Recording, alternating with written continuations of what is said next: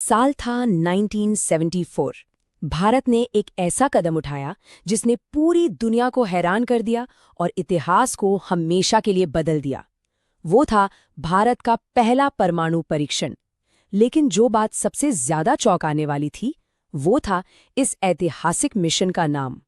चलिए आज इसी अनोखे नाम के पीछे की कहानी जानते हैं। एक न्यूक्लियर ब्लास्ट और उसका कोड नेम स्माइलिंग बुद्धा। मतलब एक तरफ विनाश की ताकत और दूसरी तरफ शांति का प्रतीक। ये कैसा विरोधाभास है?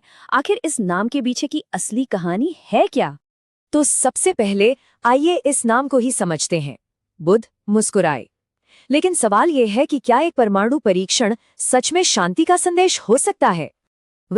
इसका सबसे सीधा और सरल जवाब तो इसकी तारीख में ही छिपा है। जिस दिन ये परीक्षण हुआ यानी 18 मई 1974, उस दिन बुद्ध पूर्णिमा थी, यानी गौतम बुद्ध का जन्मदिन। और बस इसी खास दिन की वजह से इस पूरे मिशन को कोड नेम दिया गया स्माइलिंग बुद्धा। लेकिन रुकिए, ये सिर्फ तारीख का एक संयोग नहीं था। इस परीक्षण के पीछे कई दशकों का जियोपॉलिटिकल दबाव था। राष्ट्रीय असुरक्षा की एक गहरी भावना थी जिसने आखिरकार भारत को पोखरण के रेगिस्तान तक पहुंचा दिया। तो कहानी कुछ यूं थी। 1962 में चीन के साथ युद्ध ने भारत की सुरक्षा पर एक बहुत बड़ा सवाल खड़ा कर दिया। फिर ठीक 2 साल बाद 1964 में चीन ने अपना पहला परमाणु परीक्षण कर डाला। अब सोचिए, खतरा कितना बड़ा हो गया था। ऐसे में भारत के लिए अपनी ताकत दिखाना जरूरी हो गया था, और 1974 का यह परीक्षण उसी का एक जवाब था। तो आधिकारिक तौर पर भारत के 2 लक्ष्य थे। पहला, टेक्नोलॉजिकल आत्मनिर्भरता हासिल करना, मतलब दुनिया को ये दिखाना कि हम भी एडवांस्ड टेक्नोलॉजी बना सकते हैं। और दूसरा, दक्षिण एशिया में एक रणनीतिक संतुलन बनाना, ताकि किसी भी बाहरी खतरे को रोका जा सके। तो चलिए अब सीधे चलते हैं उस रेगिस्तान में और इस राज की परतों को खोलते हैं। आखिर ये सब हुआ कैसे? कौन थे इसके पीछे और इसे अंजाम कैसे दिया गया? कुछ जरूरी बातें फटाफट देख लेते हैं। तारीख थी 18 मई 1974। जगह थी राजस्थान का पोखरण टेस्ट रेंज। ये जमीन के नीचे किया गया एक परमाणु परीक्षण था, और उस वक्त देश की प्रधानमंत्री थी इंदिरा गांधी। और इस डिवाइस की ताकत लगभग 8 किलोटन। ये नंबर उस जमाने के हिसाब से देखें तो एक बहुत बड़ी, बहुत ही महत्वपूर्ण उपलब्धि थी।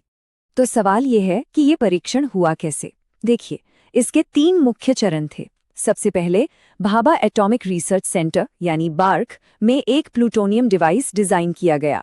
इसके बाद पोखरण में 107 मीटर गहरा एक शाफ्ट खोदा गया, और आखिर में डिवाइस को बड़ी सावधानी से नीचे उतारा गया और दूर से ही रिमोटली विस्फोट कर दिया गया। इसे जमीन के नीचे इसलिए किया गया ताकि रेडियोधर्मी फैलाव को रोका जा सके।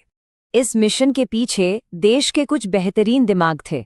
होमी एन सेठना, राजा रमन्ना, पीके अयंगर और आर चिदम्बरम जैसे बड़े वैज्ञानिकों ने इसमें बहुत अहम भूमिका निभाई, और इस मिशन को साकार किया बीएआरसी और डीआरडीओ जैसे प्रतिष्ठित संस्थानों ने।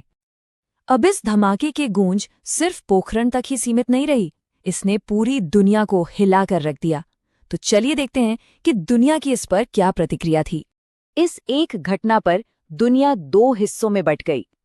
भारत का कहना था कि ये एक शांतिपूर्ण परमाणु विस्फोट है जिसका मकसद सिर्फ तकनीकी प्रगति है।